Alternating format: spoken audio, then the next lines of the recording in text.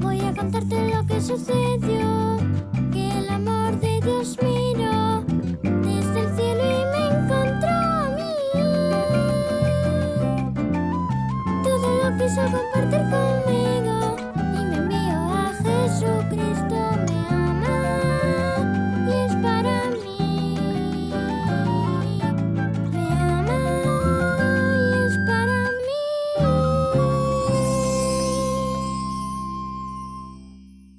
Capítulo 66. El más importante.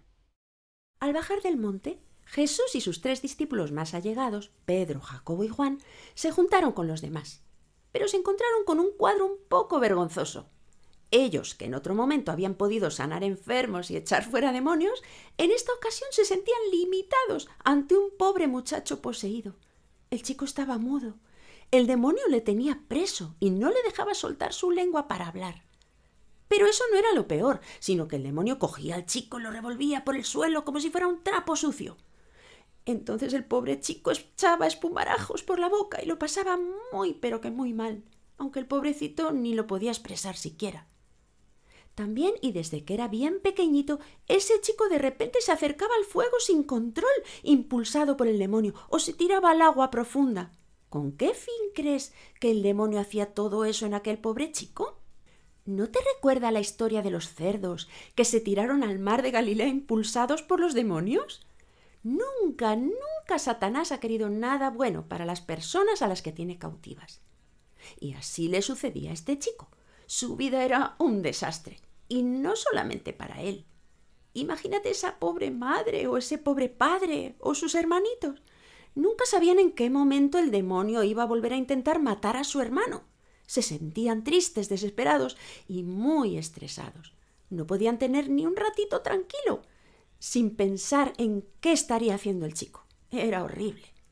El padre, cuando vio a Jesús venir a lo lejos, se alegró mucho. Pero cuando Jesús se acercó y vio el panorama, el padre le explicó: «Traje a mi hijo a tus discípulos, pero nada, no han podido con este demonio». Entonces Jesús le miró y le preguntó: «¿De verdad confías en que puedo ayudarte?» «Por supuesto que sí, Señor, pero por favor ayúdame a confiar más, porque estamos realmente desesperados». Jesús entonces se volvió al chico y dijo: «Espíritu malo, yo te mando que salgas ahora mismo de este joven y que le dejes en paz». Enseguida se oyó como un grito que le salió desde dentro al joven, quien enseguida cayó al suelo y comenzó a revolcarse. Era el demonio, que se estaba lamentando por tener que salir de su cuerpo a la orden de Jesús. Entonces por fin el muchacho quedó completamente liberado. Jesús le levantó y le llevó sano hasta su asombrado padre, quien no sabía si llorar o reír porque estaba tan feliz que aún no podía entender que era de verdad, que su hijo estaba libre por fin. Por su parte, los discípulos que habían intentado en vano liberar al muchacho le preguntaron: «Señor, ¿por qué no hemos podido hacerlo nosotros?». A lo cual el Señor le respondió: «Hay cosas que no salen si no es con oración y ayuno». Eso quiere decir una oración intensa, cuando uno se retira y se priva de la comida o de otras cosas muy apetecibles, como sea ver la tele o jugar a tu juego preferido, para ponerte a orar en serio por una situación muy difícil. Y todos aprendieron una lección muy importante. Allí, el único que estaba a la altura de resolver conflictos tan grandes como ese del muchacho endemoniado era Jesús mismo, porque Él era Dios mismo, la segunda persona de la Trinidad entre los hombres. ¿Qué no podría hacer? Él era el más importante. Los demás solo podían seguirle, amarle y tratar de aprender de él. Cuanto más, mejor. Pero los religiosos se resistían a darle a Jesús la importancia que en el fondo sospechaban que tenía, y le tendieron una trampa. Pero antes te voy a hacer una pregunta, para que entiendas bien la trampa que le tendieron. Verás, si un rey de un país cualquiera diera una fiesta muy bonita en su casa, ¿tú crees que el príncipe, o sea, el hijo del rey, tendría que pagar entrada como los demás invitados? ¿Verdad que no?